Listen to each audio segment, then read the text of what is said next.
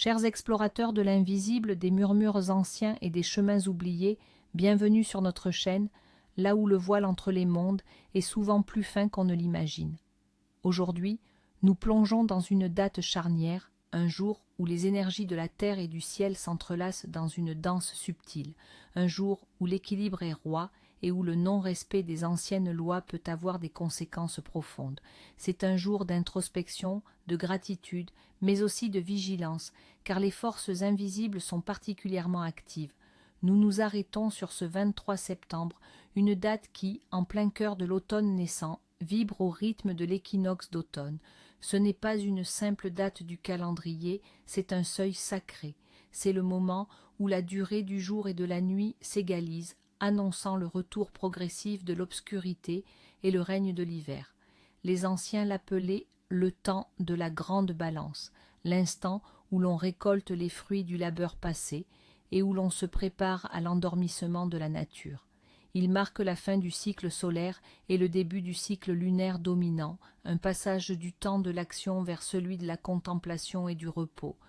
La vie paysanne était profondément ancrée dans ce rythme, dictant les semailles, les récoltes et les célébrations qui ponctuaient l'année.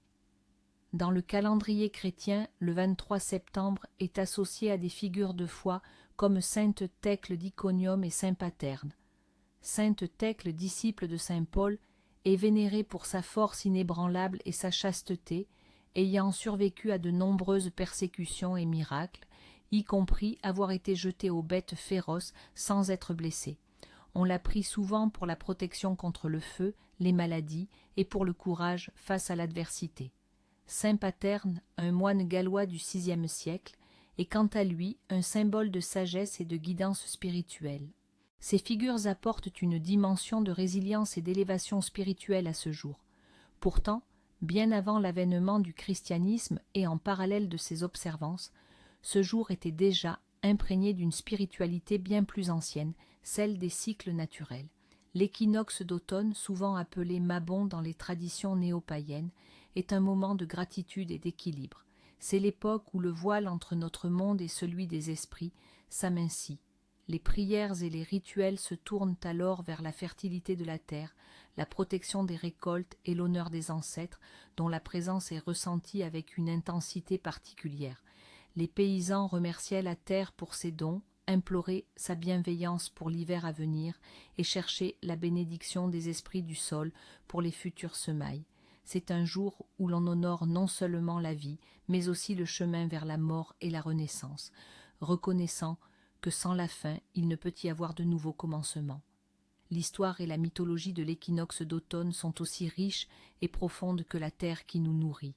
Imaginez nos ancêtres, il y a des milliers d'années, observant le soleil se coucher précisément à l'ouest, la lumière et l'obscurité se partageant équitablement le jour. C'était un moment de profond respect et de légère appréhension. Dans les mythes celtiques, l'équinoxe d'automne marque le départ de la déesse mère vers le monde souterrain, accompagnant les âmes des défunts et préparant la terre pour son repos hivernal. C'est aussi le moment où le dieu solaire, souvent représenté comme Lugh, entame son déclin, se sacrifiant symboliquement pour assurer la fertilité des futures récoltes, un écho à l'histoire du dieu qui meurt pour renaître. Pour les Grecs, ce moment résonne avec le mythe de Perséphone. C'est le temps où Hadès, le dieu des enfers, réclame Perséphone pour 6 mois dans son royaume souterrain, plongeant sa mère Déméter, déesse des moissons, dans un chagrin si profond qu'elle refuse de faire fleurir la terre. C'est ainsi que naissent l'automne et l'hiver. Ce mythe explique non seulement le changement des saisons, mais il illustre aussi la notion de sacrifice et de cycle, de la nécessité de l'obscurité pour apprécier la lumière et de la mort pour la vie. Dans le folklore français, bien que moins explicite que certaines traditions celtiques, l'équinoxe est intrinsèquement lié aux veillées des moissons. Ces veillées n'étaient pas seulement des célébrations de la fin des récoltes, mais aussi des moments où l'on racontait des histoires de Corrigan protégeant les champs, de lavandières de la nuit à éviter ou de lutins se cachant dans les greniers. Les derniers épis de blé étaient tressés en poupées de moisson, censés abriter l'esprit du grain et assurer la fertilité pour l'année suivante. Ces poupées étaient parfois brûlées rituellement ou conservées précieusement jusqu'au printemps. On croyait aussi que les esprits des défunts pouvaient plus facilement traverser le voile lors de ces jours liminaux, d'où la nécessité de leur offrir respect et offrande. Les récits populaires parlaient de la chasse sauvage qui pouvait se manifester dans le ciel nocturne, signe que les frontières entre les mondes étaient ouvertes. C'était un temps où les portes du surnaturel s'entr'ouvraient, permettant aux âmes errantes, aux fées et aux créatures fantastiques de se mêler plus librement au monde des vivants. On dit que les sorcières et les sages-femmes utilisaient cette énergie équilibrée pour renforcer leurs rituels, qu'ils soient de protection, de guérison ou de divination, car la stabilité du jour permettait une concentration accrue des intentions. Ce 23 septembre est donc bien plus qu'une simple date. C'est un carrefour temporel, un pont entre le connu et l'inconnu, chargé de l'héritage de nos ancêtres et des mystères de la nature. Ce jour de bascule, le 23 septembre, est éminemment propice à l'interprétation des signes de la destinée. L'équilibre des forces rend la perception plus aiguë, les messages plus clairs pour ceux qui savent écouter et observer. Le présage populaire. Le vent de l'Est le jour de l'équinoxe. Si un vent froid de l'Est souffle, on dit que l'hiver sera long et rigoureux. Un vent doux de l'Ouest, au contraire, promet une saison hivernale clémente et de bonnes réserves d'eau. Les anciens observaient attentivement la direction et la force des vents ce jour-là pour planifier la consommation de leurs provisions, l'abondance des baies et des fruits d'automne. Une récolte particulièrement généreuse de cynorrhodons, d'aubépines ou de pommes sauvages est un signe certain d'un hiver rude à venir. La nature pourvoit en nourriture supplémentaire pour les animaux, annonçant ainsi des conditions difficiles. C'est une invitation à se préparer. Le comportement des animaux migrateurs. Si les oiseaux partent très tôt vers le sud et en grand nombre, l'hiver sera précoce et intense. S'ils tardent à migrer, attendez-vous à une fin d'automne douce et un hiver tardif. Leurs instincts sont des baromètres fiables des énergies saisonnières. Le feuillage des arbres. Si les feuilles tombent vite et en masse ce jour-là, l'hiver sera neigeux. Si elles s'accrochent longtemps aux branches, l'hiver sera sec avec peu de précipitations. La façon dont la nature lâche prise reflète le cycle à venir.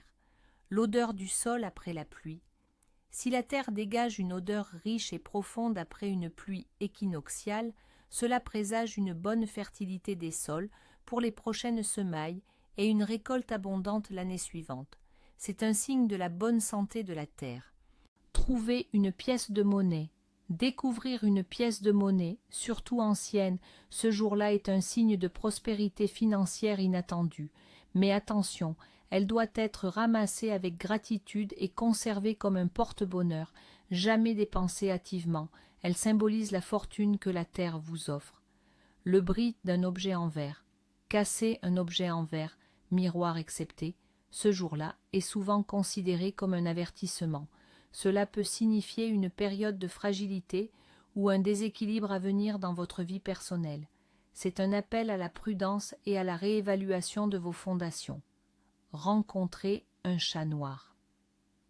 Contrairement à la superstition habituelle, rencontrer un chat noir à l'équinoxe d'automne n'est pas un mauvais présage, mais plutôt un signe de protection mystique et de sagesse intuitive qui vous est offerte. Le chat noir est alors un guide ouvrant les portes de la perception. Le révélation des songes. Les rêves de la nuit du 23 septembre sont particulièrement chargés de sens, car le voile entre les mondes est mince. Rêver de récoltes abondantes. Qu'il s'agisse de blé, de fruits ou de légumes, ces rêves annoncent la réussite de vos projets et l'arrivée de la prospérité matérielle ou spirituelle. C'est le signe que vos efforts porteront leurs fruits. Rêver de feuilles mortes ou d'arbres dépouillés. Ce n'est pas un rêve négatif. Il symbolise le lâcher-prise, la fin d'un cycle et la nécessité d'éliminer ce qui ne vous sert plus. C'est un appel à l'introspection et au renouveau. Rêvez de vos ancêtres. Si vous voyez des figures ancestrales, elles vous apportent des messages de guidance, de protection ou demandent à être honorées. Écoutez attentivement leurs paroles ou leurs actions symboliques. C'est une connexion directe à votre lignée. Rêvez de lumière et d'ombre en équilibre. Si votre rêve présente un parfait équilibre entre zones lumineuses et obscures, il signifie que vous êtes en harmonie avec vous-même ou que vous devez activement chercher cet équilibre dans votre vie. C'est un signe puissant de votre quête intérieure. Rêvez d'un chemin menant à une forêt sombre. Ce rêve indique une période d'introspection nécessaire, de découverte de votre inconscient. N'ayez pas peur d'explorer les profondeurs de votre être, car c'est là que réside la sagesse cachée. Ceux qui sont nés en ce jour. Les âmes venues au monde le 23 septembre sont souvent des êtres d'équilibre, profondément connectés au cycle naturel et dotés d'une grande intuition. Ils possèdent une nature duale, capable de jongler entre la lumière et l'ombre de leur propre personnalité, cherchant constamment l'harmonie. Ces individus sont souvent des médiateurs nés, capables de voir les deux côtés d'une situation. Ils ont un don pour l'art, la poésie, la musique ou toute forme d'expression qui leur permet de canaliser leur profonde sensibilité. Leur esprit est analytique et contemplatif, souvent en quête de vérité et de sens profond. Ils peuvent parfois paraître mystérieux ou réservés, mais c'est simplement qu'ils observent et absorbent le monde qui les entoure avec une grande intensité. Leur défi est d'accepter et d'intégrer toutes leurs facettes, sans jamais laisser une partie dominer l'autre. Une fois cet équilibre trouvé, leur potentiel est immense, leur permettant d'être des phares de sagesse et de compassion.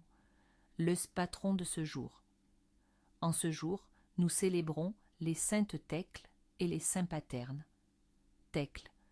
Ce nom, d'origine grecque, signifie « gloire de Dieu ». Les Thècles sont souvent des femmes de caractère, courageuses et déterminées, dotées d'une foi inébranlable et d'une force intérieure remarquable. Elles sont protectrices de ceux qu'elles aiment et n'hésitent pas à défendre leurs convictions. Leur chemin est souvent jalonné d'épreuves, mais elles en ressortent toujours grandies, porteuses de lumière et de résilience. Paterne. D'origine latine signifiant paternel, ce nom évoque la sagesse, la bienveillance et l'autorité naturelle. Les paternes sont souvent des guides, des penseurs, des hommes posés et réfléchis. Ils sont attachés à la tradition et à la transmission du savoir. Ce 23 septembre, dans l'énergie particulière de l'équinoxe, est un moment propice pour s'engager dans des traditions et rituels qui honorent l'équilibre, la gratitude et la préparation à l'obscurité grandissante. Ces pratiques, transmises de génération en génération, nous reconnectent à la sagesse ancestrale et aux cycles éternels de la nature. 1. Le festin de l'abondance ou repas équinoxial. Objectif: exprimer sa gratitude pour les récoltes de l'année, célébrer l'abondance et renforcer les liens familiaux ou communautaires avant l'isolement de l'hiver.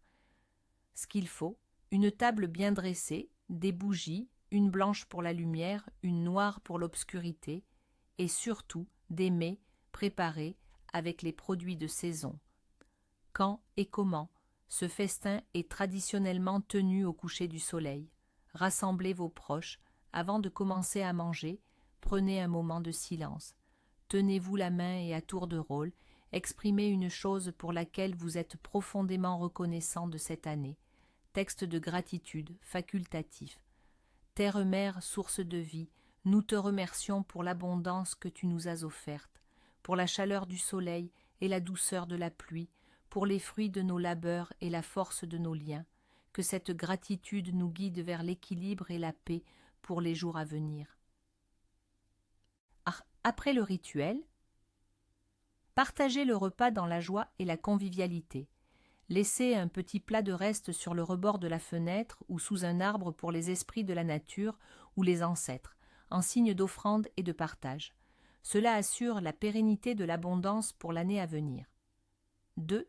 Le rituel du lâcher-prise et du renouveau. Objectif: libérez ce qui ne vous sert plus, les fardeaux, les vieilles habitudes ou les rancœurs, pour faire de la place au renouveau et à l'introspection de l'hiver. Ce qu'il faut: quelques feuilles d'arbres tombées, symbolisant ce qui se fane, un stylo et un petit récipient résistant au feu ou un cours d'eau naturel. Quand et comment? Prenez un moment de calme en extérieur, si possible, ou près d'une fenêtre ouverte. Sur chaque feuille, écrivez une chose que vous souhaitez lâcher, une peur, un regret, une habitude négative. Sentez le poids de cette chose quitter votre esprit. Après le rituel, si vous utilisez un récipient, brûlez délicatement les feuilles, visualisant ces éléments s'envoler en fumée. Si vous êtes près d'un cours d'eau, laissez-les s'éloigner avec le courant, confiant leur libération à la force de la nature. Remerciez les forces de la nature pour leur aide dans ce processus de transformation. Ce rituel est purificateur et prépare votre esprit pour une nouvelle phase. 3. La création de l'autel d'automne. Objectif: honorer l'énergie de l'équinoxe, se connecter à la nature et manifester la gratitude et l'équilibre dans votre foyer. Ce qu'il faut: un espace dédié, tablette, coin de pièce, des éléments naturels de saison, pommes, courges miniatures, épis de maïs, glands, châtaignes, feuilles colorées, fleurs séchées, des bougies, couleurs automnales comme l'orange, le marron, le vert foncé, une image ou un objet symbolisant vos ancêtres facultatifs. Danchanska. De quand et comment? Aménagez cet autel avec soin, disposant chaque élément avec intention. Placez les bougies au centre. Si vous le souhaitez, allumez-les en méditant sur la gratitude pour l'abondance et l'équilibre entre la lumière et l'ombre en vous et dans le monde. Après le rituel, laissez cet autel en place pendant toute la saison d'automne. Il servira de point d'ancrage pour votre gratitude et de rappel des cycles de la vie. Changez ou ajoutez des éléments au fil des semaines pour refléter les changements de la nature. 4. Le recueillement ancestral. Objectif: honorer la mémoire de vos ancêtres, reconnaître leur héritage et solliciter leur guidance ou leur protection. Ce qu'il faut: une photo d'un ancêtre, ou plusieurs, une bougie blanche, une petite offrande, un verre d'eau, un fruit, une fleur, un plat qu'ils aimaient. Quand et comment? Le soir, dans un endroit calme, allumez la bougie devant la photo. Parlez à vos ancêtres à voix haute ou en silence. Exprimez votre gratitude pour leur vie et leur influence sur la vôtre. Partagez vos espoirs, vos peurs et demandez leur sagesse. Placez l'offrande à côté de la bougie. Après le rituel, laissez la bougie se consumer entièrement sous surveillance. L'offrande peut être laissée pendant 24 heures puis être dispersée dans la nature, sauf si c'est un aliment qui peut être consommé avec respect ou jeté sinon périssable. Ce rituel renforce le lien invisible qui vous unit à votre lignée. Les traditions culinaires de l'équinoxe. Ce jour est une ode aux saveurs de la terre. Les pommes, symbole de vie, de connaissance et de magie. Consommez-les sous toutes leurs formes, cuites au four avec de la cannelle, en compote, en tarte tatin ou en jus fraîchement pressé. Elles apportent vitalité et clarté d'esprit. Les courges et potirons, richesse et protection, velouté de potirons, gratin de courges, tarte sucrée à la citrouille, ces mets nourrissent le corps et l'âme, renforçant la connexion à la terre. Le pain rond, représentant le soleil et le cycle de vie. Il est de coutume de cuire un pain rond maison, parfois en y incisant des symboles de protection ou d'abondance avant la cuisson. Partagez-le en famille, chaque morceau étant une bénédiction. Les noix, châtaignes et noisettes, symbole de sagesse et de préparation pour l'hiver, à grignoter en farine pour les pâtisseries ou en purée de châtaigne. Ils apportent une énergie terrestre et une force intérieure. Le cidre nouveau ou le vin de l'année, célébration des boissons fermentées issues des récoltes. Boire un verre de cidre nouveau est un toast à l'abondance passée et à l'espoir d'une bonne cuvée future. Chaque bouchée, chaque geste culinaire en ce jour est un acte de gratitude et de connexion profonde avec les cycles de la nature. Maintenant, chers auditeurs, nous arrivons à un point crucial. Dans l'équilibre délicat de ce jour, il existe des prohibitions strictes, des actions que les anciens déconseillaient fortement pour ne pas perturber l'harmonie et attirer des énergies indésirables. Les conséquences de leur non-respect ne sont pas à prendre à la légère, car elles touchent à l'essence même de l'équilibre cosmique. 1. Ne pas gaspiller la nourriture. Raison mystique Le gaspillage en ce jour d'abondance et de gratitude est une insulte directe aux esprits de la terre et aux ancêtres qui ont travaillé pour ces récoltes. C'est un signe de manque de respect envers le cycle sacré de la vie et de la mort et envers la générosité de la nature. Conséquence, ceux qui gaspillent la nourriture risquent de connaître la pénurie et la faim dans les mois à venir. On dit que les esprits protecteurs se détournent d'eux, laissant leur foyer vulnérable à la malchance et au manque. Votre propre abondance sera amoindrie. De deux, évitez les conflits et les disputes. Raison mystique, l'équinoxe est un jour d'équilibre et d'harmonie. Les énergies sont en balance. Tout acte de discorde perturbe cette harmonie, créant des ondes négatives qui peuvent se propager et s'ancrer. Les anciens croyaient que les tensions ce jour-là pouvaient attirer des entités perturbatrices ou déséquilibrer l'énergie de votre foyer. Conséquence, les querelles de ce jour sont dites s'éterniser ou se reproduire de manière amplifiée. La discorde s'installe dans le foyer, pouvant mener à des séparations ou à une ambiance constamment tendue. 3. Ne pas commencer de nouveaux projets majeurs. Raison mystique, ce jour marque la fin d'un cycle solaire et le début du repos. Ce n'est pas un temps pour initier, mais pour consolider et lâcher prise. Commencer quelque chose de neuf irait à contre-courant de l'énergie naturelle de ralentissement. Conséquence, les projets débutés, ce jour-là sont voués à l'échec, au blocage ou à une progression lente et difficile. Ils seront comme des plantes semées à contre-saison, manquant de la lumière et de l'énergie nécessaires pour s'épanouir. 4. Ne pas ignorer vos ancêtres. Raison mystique. Le voile entre les mondes est fin. Les ancêtres sont particulièrement proches. Les ignorer, c'est leur manquer de respect et rompre un lien vital avec votre lignée, qui est source de force et de protection. Conséquence, un manque de respect envers les ancêtres peut entraîner un sentiment de déracinement, une perte de direction et une vulnérabilité aux influences négatives, car leur protection ancestrale est affaiblie. 5. Ne pas laisser les portes et fenêtres ouvertes après la tombée de la nuit. Raison mystique. Avec le voile aminci, des énergies ou des entités indésirables pourraient s'introduire dans votre espace sacré. Les portes et fenêtres ouvertes agissent comme des portails pour des influences que vous ne maîtrisez pas. Conséquence, vous risquez de ressentir des présences étranges, des cauchemars, une atmosphère lourde et des perturbations dans votre foyer, affectant la paix de ses habitants. 6. Évitez de couper les cheveux ou les ongles. Raison mystique. En période de transition énergétique intense, le corps est plus sensible.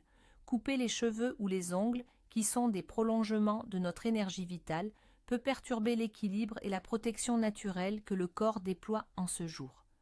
Conséquence, cela pourrait affaiblir votre vitalité, vous rendre plus vulnérable aux maladies ou à une perte d'énergie et perturber votre ancrage. 7. Ne pas prêter d'argent ou d'objets de valeur. Raison mystique. Prêter signifie céder une partie de votre propre énergie et de votre abondance. En ce jour d'équilibre, un tel geste pourrait créer un déséquilibre dans vos propres finances ou possessions, rendant difficile le retour de ce qui a été donné. Conséquence, vous risquez de ne jamais revoir ce que vous avez prêté ou de rencontrer des difficultés financières imprévues qui épuiseront vos propres ressources. 8. Ne pas ramasser de fruits ou de légumes sauvages sans permission ou offrande. Raison mystique. La nature est sacrée. Prendre sans demander ou sans laisser une offrande, une pièce, une mèche de cheveux, quelques gouttes de miel, est un signe de non-respect envers les esprits de la terre. Conséquence, les récoltes futures pourraient être maigres, et vous pourriez attirer la malchance sur votre propre jardin ou vos projets. La terre se souvient des gestes irrespectueux. Nason 9. Ne pas allumer de lumières artificielles trop tôt dans la journée. Raison mystique, c'est un jour où l'on honore l'équilibre naturel entre la lumière du soleil et l'obscurité grandissante. Allumer des lumières avant la nécessité est un acte qui contredit l'énergie naturelle et peut masquer les messages subtils de la nature. Conséquence, on dit que cela peut brouiller votre intuition et vous rendre moins réceptif aux signes de la destinée ou aux guidances spirituelles offertes ce jour-là. Alors que nous nous préparons à la fin de cette immersion, rappelez-vous que ce 23 septembre n'est pas un simple jour du calendrier, c'est une invitation à ralentir, à observer, à écouter les murmures du passé et les promesses de l'avenir.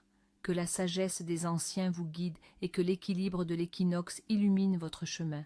Prenez soin de vous et de votre âme. À très bientôt pour de nouvelles explorations.